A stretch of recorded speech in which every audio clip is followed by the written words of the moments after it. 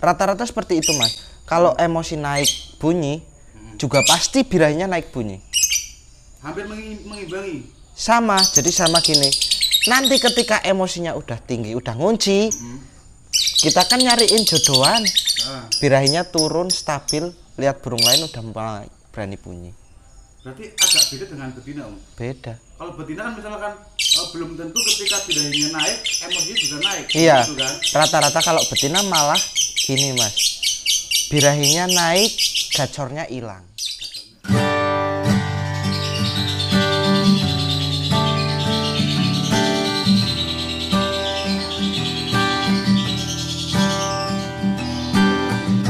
Mbak, pinarap Mbak. Monggo, anggap mawon tahun ini apa?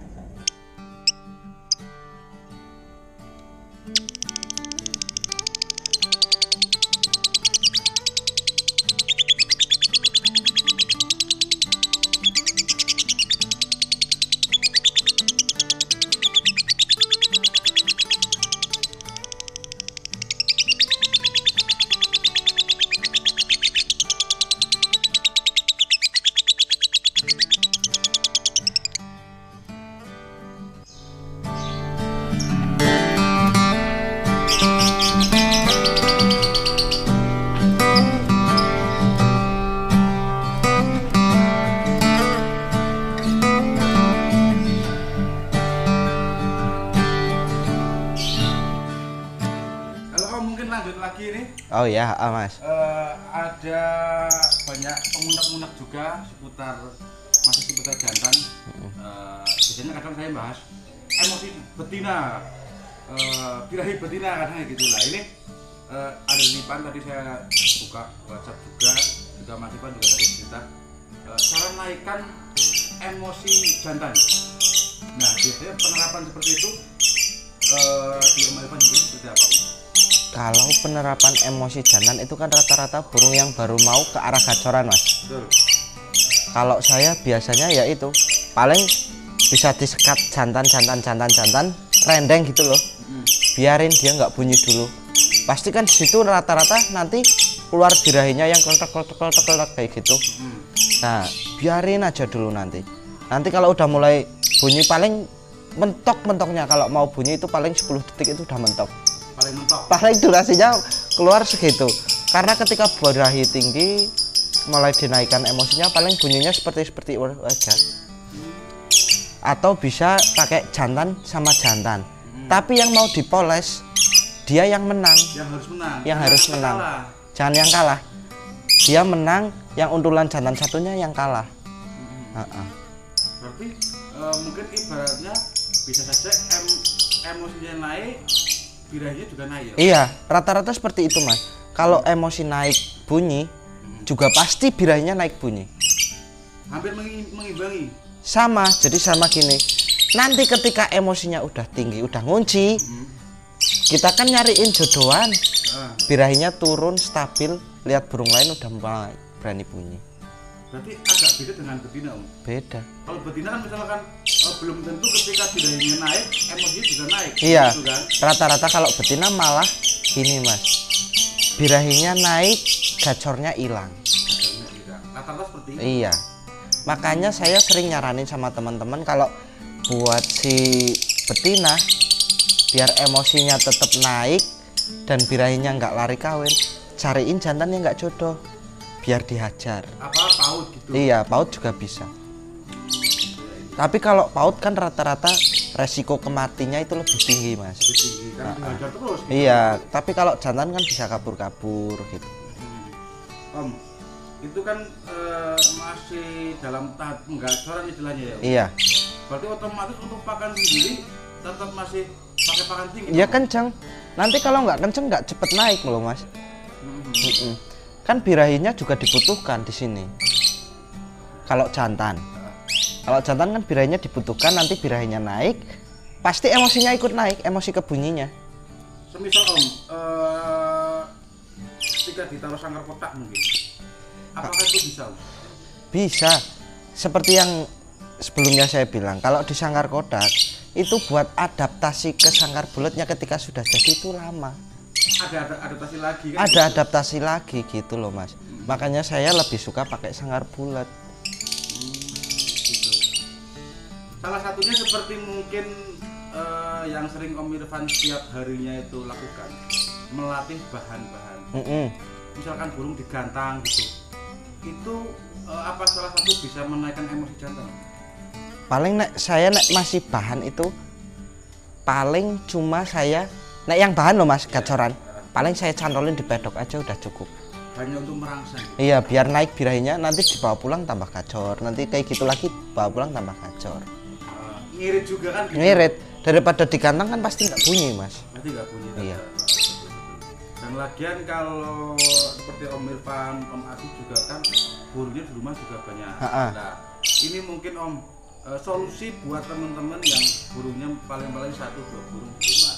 Nah itu kadang kendalanya kan susah juga Om untuk nge-track burung atau mungkin gimana lah istilahnya, itu solusinya gimana? Nah yang kayak gitu lebih baik gini mas, semisal punya 2 burung lovebird, lebih baik satu jenis kelamin. Istilahnya jantan ya jantan, punyanya gitu, terus apa betina betina, jangan punya jantan betina, pasti larinya ke kawin rata-rata. Makanya lebih enak memproses itu, emang ruangan jantan pisah sendiri, ruangan betina pisah sendiri gitu loh mas. Itu lebih cepet prosesnya emang. Gitu ya. Berarti kalau misalkan Om, ini kan nggak menutup kemungkinan teman-teman ada yang di rumah punya ternakan gitu, itu kan dengan konsep yang kita obrolkan kayak gini kan pasti ada kendala Om. Kan ada betina, ada jantan campur, suara ngawin dan lain-lain lah. Itu gimana ya Om? Yang penting nggak lihat. Nggak ngelihat. Tapi kalau dan jangan terlalu dekat. Kalau terlalu dekat kan kepancing mas. Birahinya buat kawin. Ini kan ini biasanya kalau kayak gini berarti antara birahi sama emosinya udah stabil loh. Ini birahinya udah tinggi, emosinya tapi belum nyusul. Jadi saya ini PR-nya masih, malah ini udah PR-nya kan udah mulai 2 bulan udah enak ketika dijemur. PR-nya saya nurunin birahinya, naikin emosinya dengan cara dijodohin pakai betina biar ngawin dulu tambah mapan, nanti sering cabut pasang, naikin emosi, naikin gacornya gitu. Apa enggak malah ngedrop Om? Enggak. Kalau ngedrop balikin single lagi. Apa enggak prosesnya enggak lebih lama lagi Om?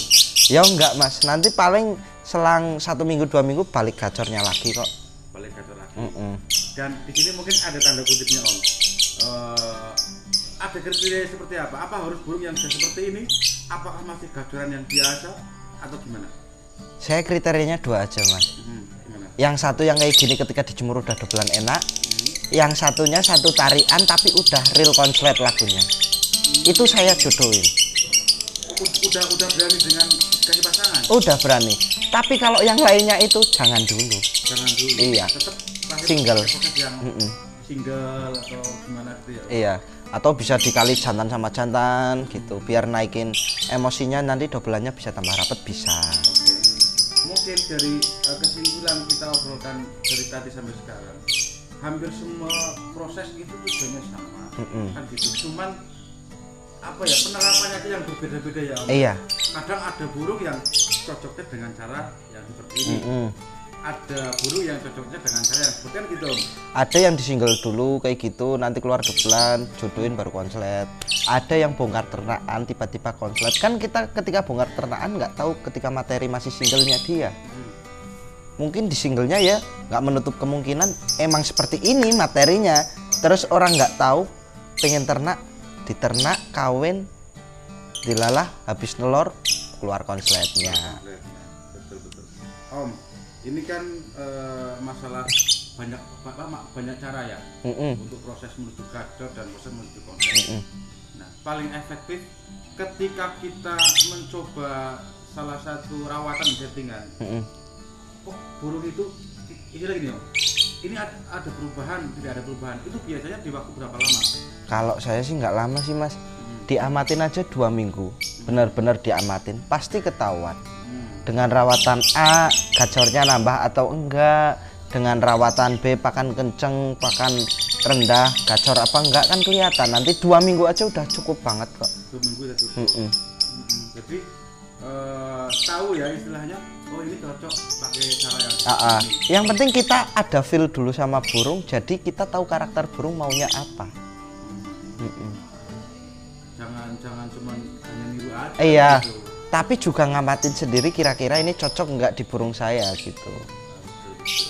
Banyak juga yang tadi Om Rifan cerita juga ya, Om burung saya udah 2 bulan, tidurnya rapet, kok tiba-tiba ngedrop dan lain-lain lah.